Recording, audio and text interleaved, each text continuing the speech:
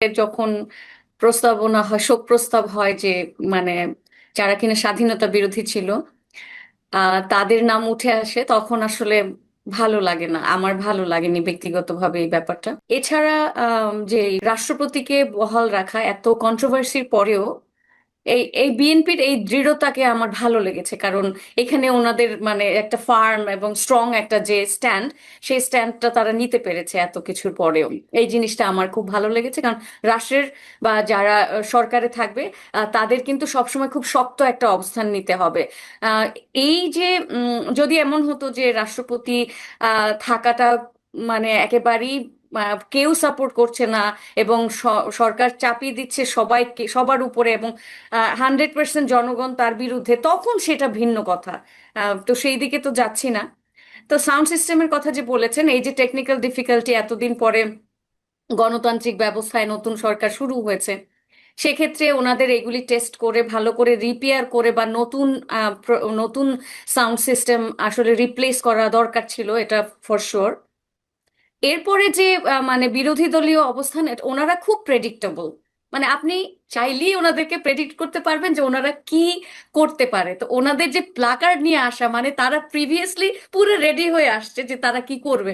তারা জানে যে রাষ্ট্রপতি ভাষণ দিবেই, রাষ্ট্রপতিকে আম, মানে আমাদের ফেস করতেই হবে, সুতরাং আমরা, তারা সংসদে গেছে ফুটবল খেলা দেখতে বা ক্রিকেট খেলার মাঠ হিসেবে, তারা একটা নাটক আর কি আগে থেকেই সাজিয়ে নিয়ে গেছে। সেক্ষেত্রে এই জিনিসটা আমার কাছে ভীষণ ভীষণ ফানি লেগেছে, হাস্যকর লেগেছে।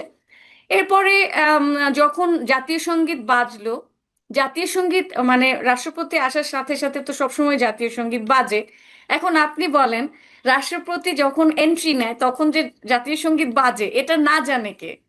এটা তো দুইটা দুইটা কাজ হয়, তাই না? একটা হচ্ছে রাষ্ট্রপতির আগমন আর একটা হচ্ছে জাতীয় সঙ্গীত। এখন আমার জাতীয় সঙ্গীতকে সম্মান দেয়া, এটা তো আমার নাগরিক হিসেবে দায়িত্ব। এবং আমি যদি এটা নাই জানি, আমি সংসদে গিয়েছি, আমরা এত পাকনা, মানে তাদের মধ্যে যে এত মানে এই যে এনসিপির লিডাররা আছে, তারা এত কথা বলতে পারে, হাসনাত আব্দুল্লাহ স্লাইড বানিয়ে খেজুরের হিসাব দেখাতে পারে, কিন্তু সে এটা জানে না যে রাষ্ট্রপতি ঢুকলে তখন হচ্ছে আপনার মানে জাতীয় সঙ্গীত বাজবে। যাই হোক, এই জিনিসটা দুটো পয়েন্ট আছে। বিএনপি মানে এমনই সাউন্ড সিস্টেম, বিএনপি শুনতে পায় কিন্তু জামাত এবং তার 11 দলীয় ঐক্যজোট শুনতে পায় না। তার মানে কি, সাউন্ড সিস্টেম কি শুধু এক পক্ষের জন্য বাজানো হয়েছে, তারা শুনতে পাচ্ছে? এটা তো না, হতে না, পারে। এখানে আমি আপনাকে একটু সংশোধন করে দিই, হ্যাঁ, হ্যাঁ, সংশোধন ঠিক না, অ্যাড করে দিই, অ্যাড করি একটু। যে বলেন। সাউন্ড সিস্টেম তো ইম্পর্টেন্ট না, যখন যখন জাতীয় সঙ্গীত বাজা শুরু হয়েছে ঠিক তখনই কিন্তু স্পিকারের পেছনে বড় বড় দুটো পর্দা, অনেক বড় দুটো পর্দায় হুম। জাতীয় পতাকাও প্রদর্শিত হওয়া শুরু করেছে। রাইট। এখন তাহলে ওখানে জাতীয় পতাকা প্রদর্শিত হচ্ছে কেন? ওখানে তো সেটাই। এর আগে অন্য স্লাইড চলছিল, অন্য স্লাইড বন্ধ করে দুটো জাতীয় পতাকা দুটো পর্দাতে একসঙ্গে তখন প্রদর্শন হলো। তো জাতীয় পতাকা তো দেখা যাচ্ছে, জাতীয় পতাকা প্রদর্শন হলে তো ওটা দেখেও তো দাঁড়ানো যায়। এক্স্যাক্টলি, জাতীয় পতাকা আর ওই সেন্সটাও তো থাকে। সবাই কেন দাঁড়িয়েছে, আমিও দাঁড়াই, তাই না? এখন এখানে তো বোঝাই যাচ্ছে যে আহ, সংসদের মতো একটা জায়গা, আমরা তো সংসদ আজকে প্রথম দেখি নাই, ছোটবেলা থেকে দেখে দেখে বড় হয়েছি। সংসদে যখন আর কি জাতীয় সঙ্গীত বাজানো হয়, সেটার ব্যাকগ্রাউন্ড যে অ্যাক্টিভিটি, সেইটাও তো আমরা জানি। এখানে তো অনেকগুলি কাজ একসাথে হচ্ছে। তার মানে কি, এটা ইচ্ছাকৃত, আমি বলবো সম্পূর্ণ ইচ্ছাকৃত। এবং তারা যেহেতু তাদের দলের লোকজন এবং তাদের মানে বিভিন্ন স্টুডেন্ট সমাজ বলছে যে ইসলামে হচ্ছে আপনার এই নিয়মই নাই যে কোনো ব্যক্তিকে দাঁড়িয়ে ইয়ে মানে সম্মান জানানো, সেখানে জাতীয় সঙ্গীত কি হয়ে গেল? তো এমনিতেও তো ওনারা এই জাতীয় সঙ্গীতের বিরুদ্ধে, আপনি জানেন যে যেহেতু রবীন্দ্রনাথ লিখেছে সেহেতু এই জাতীয় সঙ্গীত তারা মেনে নেয় না। জামাতের অনেক লোকজন প্রথম থেকেই বলেছে, সুতরাং এই জিনিসটা পুরোটাই ইন্টেনশনাল। পরবর্তীতে বলেছে শুনি নাই। হ্যাঁ, তো সুতরাং বিএনপির লোকজন যেহেতু শুনে দাঁড়াতে পেরেছে, ওনারা শোনে না। বিএনপিরও তো অনেক পিছনের সারিতে অনেক নেতা নেত্রীরা ছিল, ছিল না? অনেক পেছনের সারিতেও তো অনেক আর কি মেম্বার অফ পার্লামেন্ট ছিল।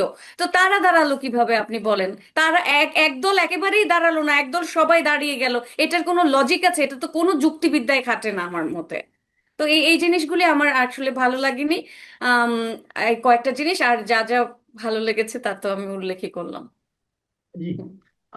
আরো কিছু বিষয় আছে, এর মধ্যে আমরা জেনেছি যে বিএনপি দায়িত্ব নেওয়া, সরকার হিসেবে দায়িত্ব নেওয়ার পর আমরা দেখেছি যে কিছু কিছু তাদের কিছু রাজনৈতিক প্রতিশ্রুতি ছিল জনগণের কাছে, তার মধ্যে তারা বেশ কিছু অলরেডি বাস্তবায়ন শুরু করে দিয়েছে। যেমন ধরেন একটা ছিল যে তারা ফ্যামিলি কার্ড দেবে, যারা নাকি অর্থনৈতিকভাবে পিছিয়ে আছে এমন একটা ফ্যামিলি কার্ড দেবে, তারা এটা অলরেডি চালু করে দিয়েছে।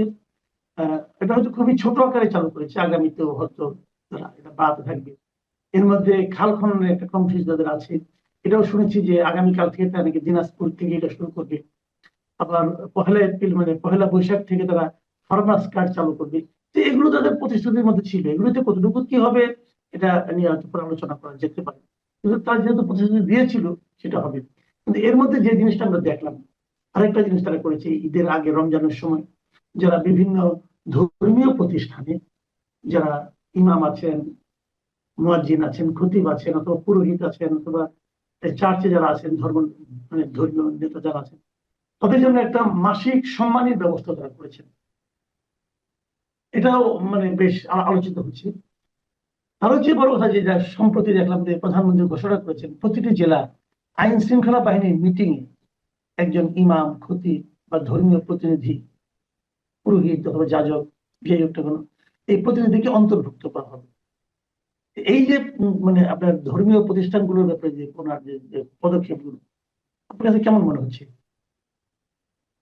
শুরুতে আমি ফ্যামিলি কার্ড বা ওনারা যে সমস্ত প্রমিস করেছিলেন ওগুলি বাস্তবায়নটা নিয়ে একটুখানি বলি। যে আপনি যে শুরুতে বললেন যে ফ্যামিলি কার্ড, এবং এত তাড়াতাড়ি একেবারে আসার সাথে সাথে কয়েক সপ্তাহের মধ্যে এভাবে এত বড় ডেটাবেজ মেনটেন করে ফ্যামিলি কার্ডটাকে দিয়ে দেওয়া, তা যত কম সংখ্যকই হোক, এটা কিন্তু বড় একটা সাকসেস এবং খুব ভালো একটা পদক্ষেপ। আমি এর আর কি মন ভরে আমি এটার প্রশংসা করতে চাই, আমার ভীষণ ভালো লেগেছে।